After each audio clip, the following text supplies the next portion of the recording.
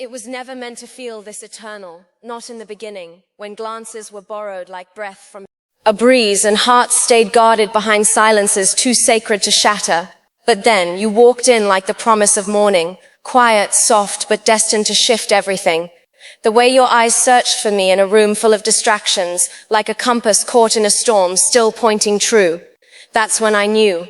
Before the first word, before the first touch, before the first anything, you had already started something in me. A seed of warmth I couldn't name, a stillness I never knew I needed. Love doesn't always arrive with thunder. Sometimes it tiptoes in like a memory you haven't made yet, but already miss. And maybe that's how you became mine, not through grand confessions or orchestrated fate, but through the slow, graceful unfolding of a moment that refused to end. In that stillness, in that first knowing glance, I found a forever that didn't need to be earned. It simply was.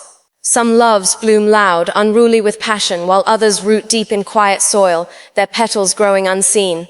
Ours was the latter. A patient love, like water shaping stone, like stars aligning out of sight.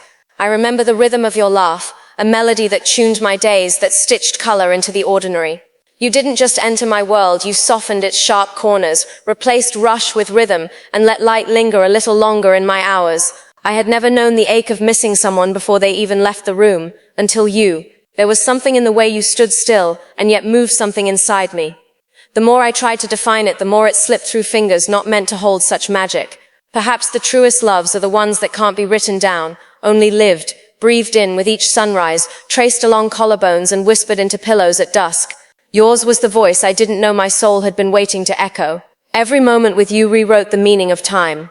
The minutes no longer ticked like metronomes of routine. They hummed with anticipation, stretched wide with the gravity of your presence. A simple walk became a journey, your hand in mine a vow written in the language of skin. We spoke in glances more than words, in touches more than declarations. And maybe love doesn't need to be loud to be real. Maybe it lives best in the quiet details. The way you tucked my hair behind my ear without asking. The way you remembered I liked my tea just shy of scolding. The way your silence answered mine like a poem returned. The world went on spinning, but we had created a still point, a corner of the universe where breath slowed and hearts remembered what they were made for. And I would have lived there forever, in that pocket of time you made just for us, where nothing needed fixing, nothing needed rushing. Only us, only now, only this. You were never a firework kind of love. You were the candle that stayed lit through the longest storms. There was something quietly heroic in how you showed up, day after day, in all your human grace. You didn't try to rescue me from myself. Instead, you sat beside my shadows and taught them how to dance. That's a rare kind of love, one that doesn't conquer, but communes. You weren't perfect, and neither was I, but somehow our flaws found harmony, like broken notes that only made the song more hauntingly true.